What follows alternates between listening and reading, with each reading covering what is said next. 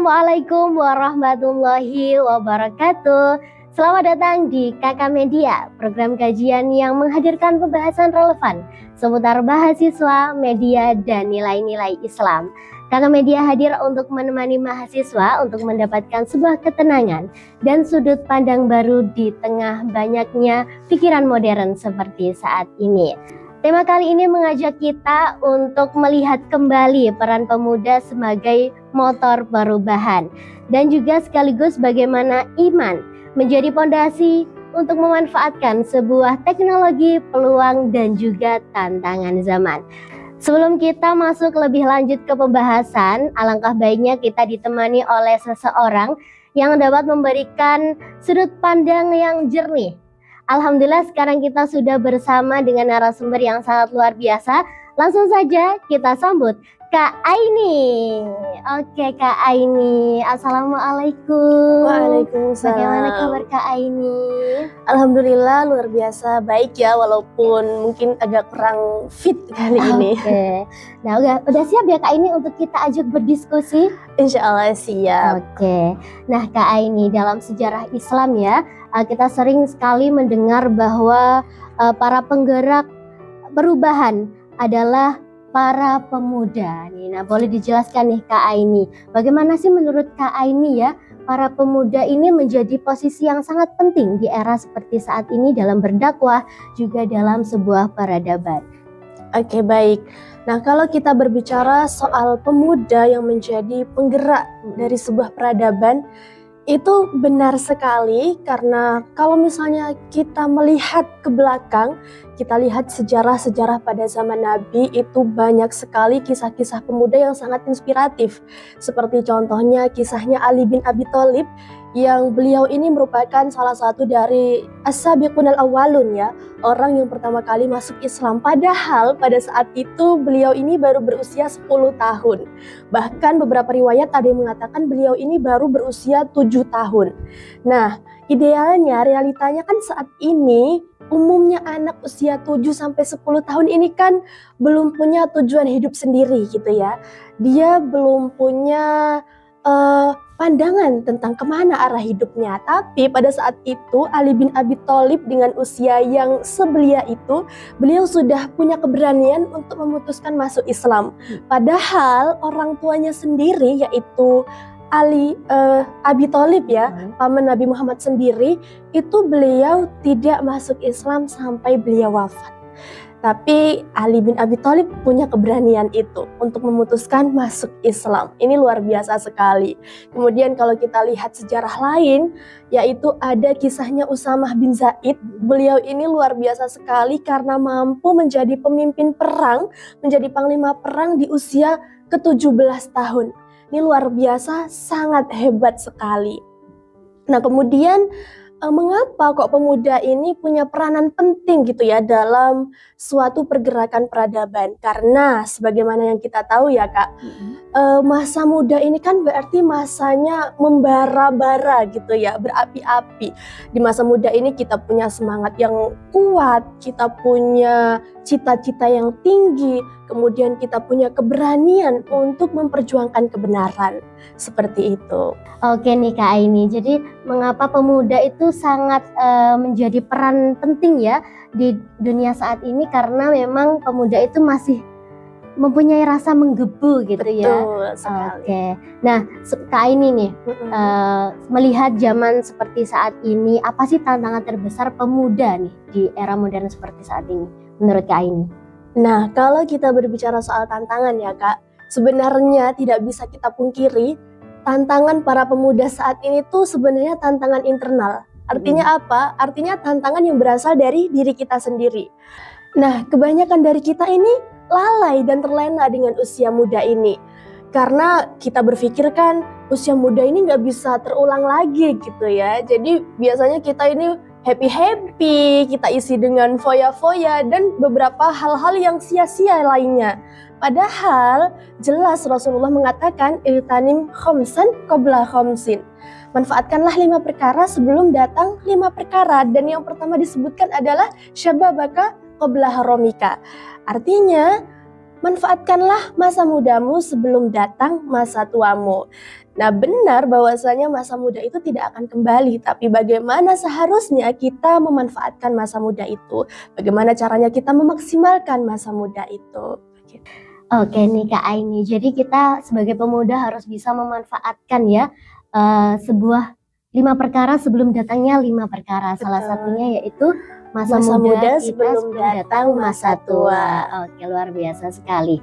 Oke, nah menurut Kak Aini sendiri nih, apa sih langkah-langkah yang bisa dilakukan oleh pemuda agar bisa berperan nih dalam kehidupan seperti saat ini? Nah, apa sih hal-hal yang harus kita penuhi sebagai pemuda gitu ya? Apa yang harus kita lakukan sebagai pemuda pada zaman sekarang ini? Nah, yang pertama, yang paling penting itu adalah pemuda harus berakhlak. Jadi bagaimana caranya pemuda ini harus belajar memperbaiki akhlaknya. Dan seorang pemuda muslim itu harus mampu menjadikan akhlak yang baik ini sebagai identitas utamanya. Gitu. Jadi kunci utamanya adalah seorang pemuda harus punya akhlak yang baik. Nah, karena Rasulullah sendiri berkata, innama bu'ithu liutammima makarimal akhlak. Bahwasanya misi utama Rasulullah diutus oleh Allah ke muka bumi ini adalah untuk menyempurnakan akhlak. Begitu. Jadi sebegitu pentingnya akhlak. Nah, kalau kita berbicara soal akhlak ini kan luas sekali ya Kak. Mulai dari bagaimana sih caranya kita bertutur kata, bagaimana caranya kita bersikap, kemudian bagaimana caranya kita bersosial, termasuk bersosial media juga, begitu ya. Jadi akhlak yang paling utama adalah seorang pemuda harus berakhlak. Kemudian yang kedua yaitu pemuda ini harus berilmu. Jadi setelah berakhlak, yang kedua harus berilmu. Karena sebagaimana ungkapan Imam Asy-Syafi'i dalam kitabnya Manaqib Asy-Syafi'i, beliau mengatakan bahwasanya barang siapa menginginkan dunia maka harus dengan ilmu, dan barang siapa menginginkan akhirat maka juga harus dengan ilmu, dan barang siapa menginginkan keduanya maka harus dengan ilmu. Jadi bisa diambil kesimpulan bahwasanya ilmu ini merupakan berperan sangat krusial dalam kehidupan seorang manusia termasuk pemuda. Karena kan kewajiban menuntut ilmu itu juga mulai dari buayan sampai liang lahat. Jadi sepenting itu ilmu, dan seorang pemuda harus giat menuntut ilmu mumpung masih muda itu tadi. Nah, kemudian setelah dia berakhlak dan juga harus berilmu, dan yang ketiga, pemuda ini harus mampu berperan.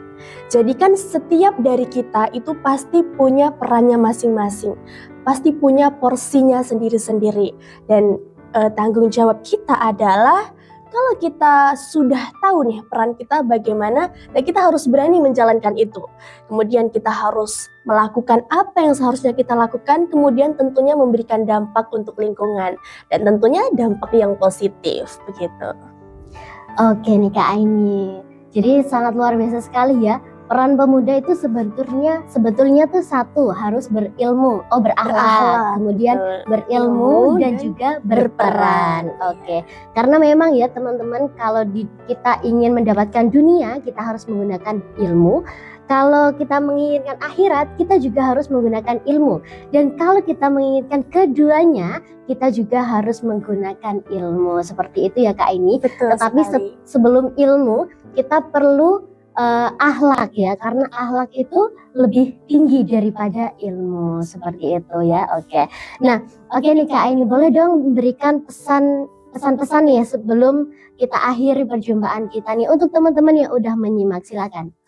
Oke, nah adapun pesan-pesan untuk para pemuda ya, untuk para mahasiswa dan termasuk untuk saya sendiri juga ya tentunya.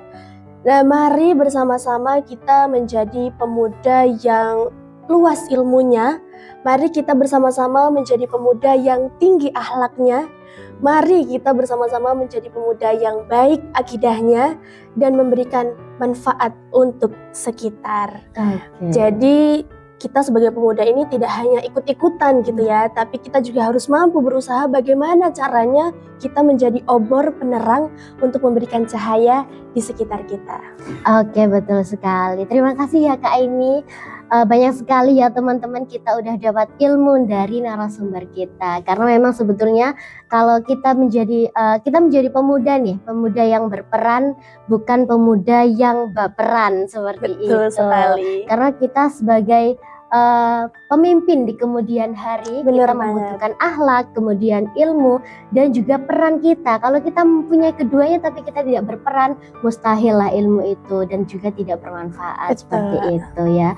Oke nih Kak, ini terima kasih sudah mau berdiskusi dengan kita Terima nih kasih di sini. juga. Oke, itu teman-teman diskusi kita pada hari ini. Jadi kita sebagai pemuda harus alangkah baiknya ya kita mencari ilmu terlebih dahulu untuk bekal kita di masa depan. Tapi sebelum itu kita harus bisa menyempurnakan akhlak kita, karena akhlak itu lebih tinggi daripada ilmu. Dan kalau kita mau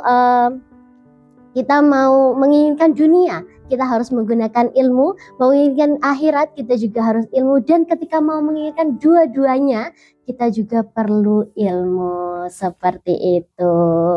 Oke pemirsa Kakak Media dimanapun Anda berada, itu tadi kajian kita pada hari ini. Semoga bermanfaat. Saya Tia Ayah dan tim pamit undur diri. Wassalamualaikum warahmatullahi wabarakatuh.